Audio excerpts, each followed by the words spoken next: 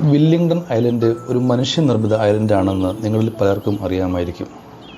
ഒരു പുഴ കര കവിഞ്ഞൊഴുകിയാലുള്ള നാശനഷ്ടങ്ങളെക്കുറിച്ച് ഒന്നാം പ്രളയം നേരിട്ട് അനുഭവിച്ച നമ്മളോട് ആരും പറഞ്ഞു തരേണ്ടതില്ല.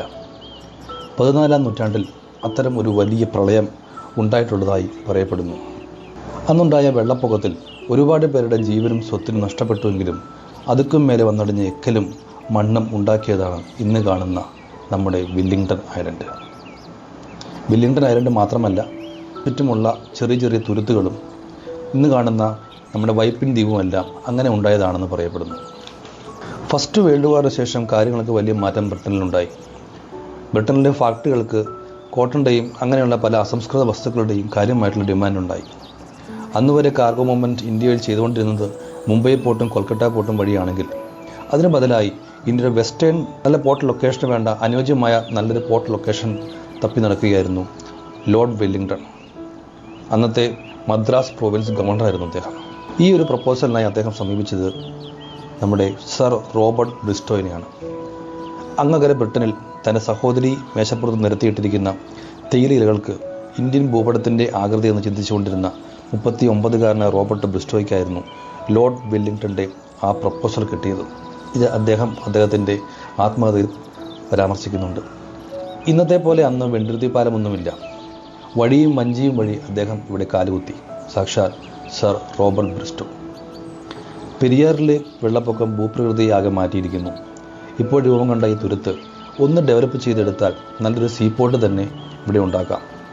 2 ദ്വീപുകൾക്കിടയിൽ ആയതിനാൽ ഈ സ്ഥലത്ത് സേഫായി കപ്പലുകൾ പാർക്ക് ചെയ്യുകയും ചെയ്യാം, നങ്കൂരണിയുകയും ചെയ്യാം. വേമ്പനാട്ട് കായലിൽ ഉടനടി ഡ്രഡ്ജിങ് തുടങ്ങണം. ആ ചെളിയും മറ്റു മണ്ണും ഉപയോഗിച്ച് ഇവിടെ ഒരു ഐലൻഡ് കെട്ടിപ്പൊക്കണം. 2-ാം ലോകമഹായുദ്ധം പൊട്ടിപ്പുറപ്പെട്ടപ്പോഴേക്കും, അതായത് 1939-ൽ വെല്ലിംഗ്ടൺ ഐലൻഡ് സർവ്വസജ്ജമായി തലപൊക്കി. ബ്രിട്ടീഷ് റോയൽ എയർഫോഴ്സിൻ്റെ ഹെഡ്ക്വാർട്ടറും നേവൽ ബേസും സ്ട്രാറ്റജിക്കലി ഇവിടെ നിലനിർത്തിയത് കൊണ്ടാണ് ജപ്പാൻ്റെ കൊളംബോ അധിനിവേശത്തെ ചെറുക്കാൻ കഴിഞ്ഞത് എന്ന് സർ റോബർട്ട് ബ്രിസ്റ്റോ അദ്ദേഹത്തിൻ്റെ ആത്മകഥയിൽ പരാമർശിക്കുന്നു.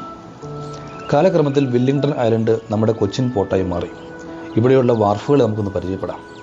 ഇന്ത്യയിലെ തന്നെ ഓൾഡസ്റ്റ് റെയിൽവേ ടെർമിനൽസ് ആയ ഐലൻഡ് ഹാർബർ ടെർമിനൽസിൻ്റെ അടുത്ത് നിന്ന് തുടങ്ങാം. ഇപ്പോഴിവിടെ വന്നാൽ ട്രെയിൻ കിടക്കുന്നത് കാണാം, പക്ഷേ അത് ഓടാറില്ല. ഞങ്ങൾ ഐലൻഡിൽ ആയിരുന്ന സമയത്ത് കൽക്കരിയുമായി ട്രെയിൻ സർവീസ് ഉള്ളതായി ഓർമ്മിക്കുന്നു. മൊത്തം കാട് പിടിച്ച റെയിൽ പാളത്തിലൂടെ ട്രെയിൻ കടന്നു പോകുമോ എന്ന് പോലും അന്ന് ആശ്ചര്യപ്പെട്ടിരിക്കുന്നു. ഈ റെയിൽവേ സ്റ്റേഷൻ്റെ ഇടതുവശത്താണ് മട്ടാഞ്ചേരി വാർഫ്. അതൊരു ഡ്രൈ കാർഗോ ടെർമിനലാണ്. സിമൻറ്റ്, ഫെർട്ടിലൈസർ അങ്ങനെയുള്ള ലൂസ് കാർഗോയുമായി കപ്പലുകൾ ഇവിടെ വരാറുണ്ട്. മട്ടാഞ്ചേരി ഐലൻഡ് നോക്കി നിൽക്കുന്നത് കൊണ്ടാവാം ആ പേര് വന്നത്. മട്ടാഞ്ചേരി വാർഫിൻ്റെ ഈസ്റ്റായി ലക്ഷദ്വീപ് വാർഫും കാണാം. ലക്ഷദ്വീപിലേക്കുള്ള പാസഞ്ചർ ഇവിടെയാണ് വരിക.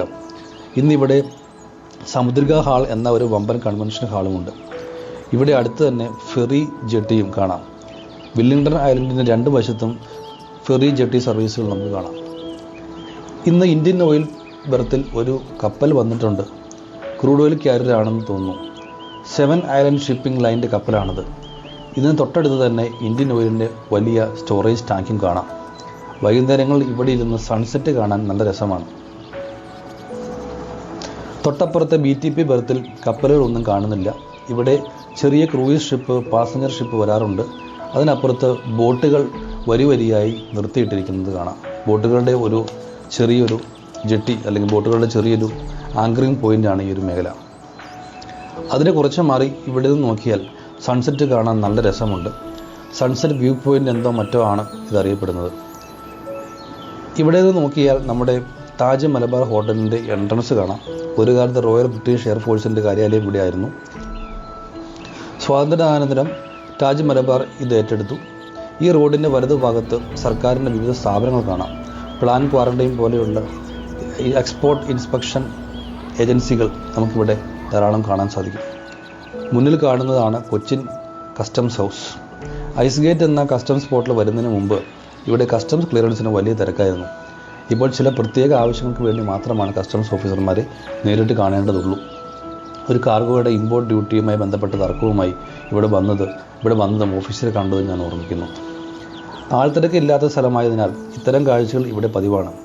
മുന്നിൽ കാണുന്നത് അതുപോട്ടെ. മുന്നിൽ കാണുന്നതാണ് കൊച്ചിൻ പോർട്ട് ട്രസ്റ്റ് കാര്യാലയം. കൊച്ചിൻ പോർട്ട് ട്രസ്റ്റിൻ്റെ അഡ്മിനിസ്ട്രേറ്റീവ് ഓഫീസാണത്. ഇവിടുത്തെ ഏറ്റവും ഭംഗിയുള്ള തലയുയർത്തി നിൽക്കുന്ന ബിൽഡിംഗാണിത്.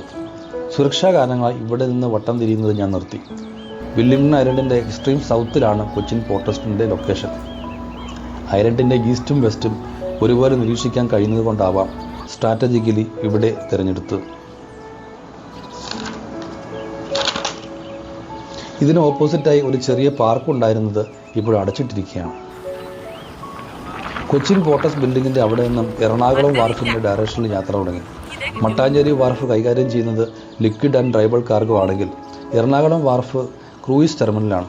ഒക്ടോബർ തൊട്ട് ന്യൂ ഇയർ വരെയുള്ള ടൂറിസ്റ്റ് സീസണുകളിൽ ക്യൂൻ മേരി 2 പോലെയുള്ള വലിയ കപ്പലുകൾ നമുക്ക് വെണ്ടുരുത്തി പാലത്തിൽ നിന്ന് തന്നെ കാണാൻ പറ്റും.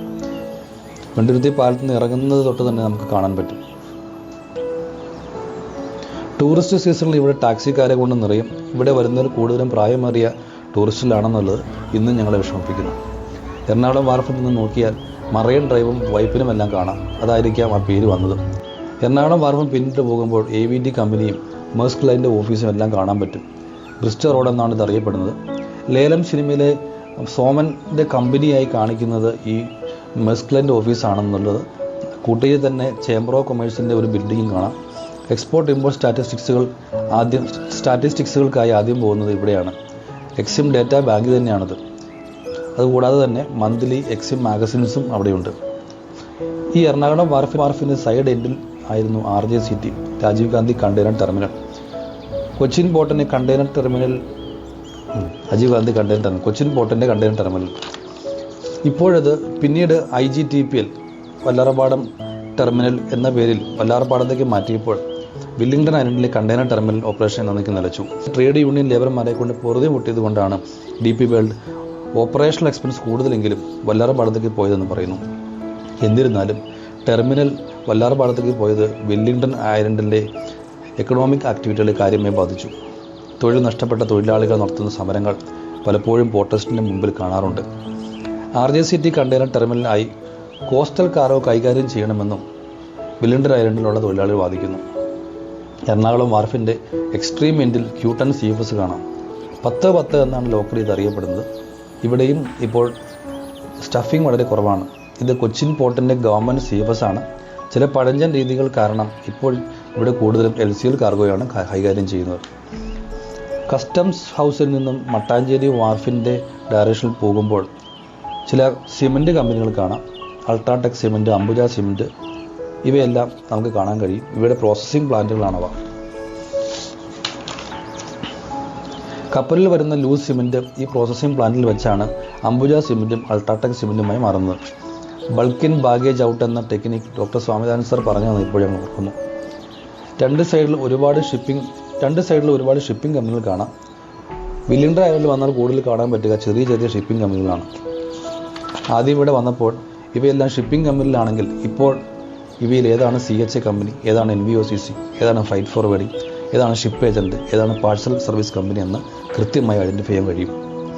വൈകുന്നേരം വന്ന് റിലാക്സ് ചെയ്തിരിക്കാൻ പറ്റിയ ബെസ്റ്റ് ലൊക്കേഷനാണ് ഇനി പോകുന്ന എംബാർക്കേഷൻ ജെട്ടി. ഇവിടെയൊന്നും ഫെറി ബോട്ടുകൾ എപ്പോഴും ലഭ്യമാണ്. ഇതിനോട് ചേർന്ന് സ്വസ്ഥമായി ഇരിക്കാൻ പറ്റിയ ഒരു മറൈൻ ഡ്രൈവും ഉണ്ട്. എനിക്ക് തോന്നുന്നു കൊച്ചിയിലെ ഏറ്റവും പീസ്ഫുള്ളായ ഒരു ലൊക്കേഷൻ ഇത് തന്നെയാണെന്ന്. ഇവിടെ നിന്ന് നോക്കിയാൽ വല്ലാർപാടം കണ്ടെയ്നർ ടെർമിനലിലെ കാർഗോ ഓപ്പറേഷൻസ് കൃത്യമായി കാണാം. ഫെറി ബോട്ടുകൾ, ബാർജുകൾ, എറണാകുളം വാർഫിൽ നിന്നും വലിയ കപ്പലുകൾ എല്ലാം പാസ് ചെയ്ത് പോകുന്നത് കൃത്യമായി കാണാൻ കഴിയും. തിരികെ പോകുമ്പോൾ ചുറ്റിനും നോക്കി വില്ലിംഗ്ടൺ ഐലൻഡ് ഇപ്പോൾ വിജനമായി കൊണ്ടിരിക്കുകയാണ്. കണ്ടെയ്നർ ടെർമിനൽ ഓപ്പറേഷൻ വല്ലാർപാടത്തേക്ക് മാറ്റിയതോടെ ഇവിടുത്തെ അന്തരീക്ഷം വളരെ മൂകമാണ്. പല ഷിപ്പിംഗ് കമ്പനികളും ഇവിടെ നിന്ന് ഓഫീസ് മാറ്റിക്കൊണ്ടിരിക്കുകയാണ്. ഇനി മാറ്റാൻ ബാക്കിയുള്ളത് കസ്റ്റംസ് ഹൗസ് ഏജൻറ്റും പോർട്ട് ട്രസ്റ്റ് ഓഫീസുമാണ്. അത് അവിടെ നിന്ന് മാറ്റിയില്ല എന്നാണ് എൻ്റെ ഒരു പ്രതീക്ഷ. രാത്രി ചുറ്റുമുള്ള കൊളോണിയൽ കാലത്ത് അനുസ്മരിക്കുന്ന ചെറിയ ഇടിഞ്ഞു വീഴാറായ ബിൽഡിങ്ങിനെ നോക്കി. ഇതിൽ എവിടെയെങ്കിലും ആയിരിക്കാം ഒരു പക്ഷേ നമ്മുടെ റോബർട്ട് ബ്രിസ്റ്റോ സാറിൻ്റെ അല്ലെങ്കിൽ അദ്ദേഹം താമസിച്ച അദ്ദേഹത്തിൻ്റെ ബംഗ്ലാവ്. ഞാൻ വില്ലിംഗ്ടൺ ഐലൻഡിനെ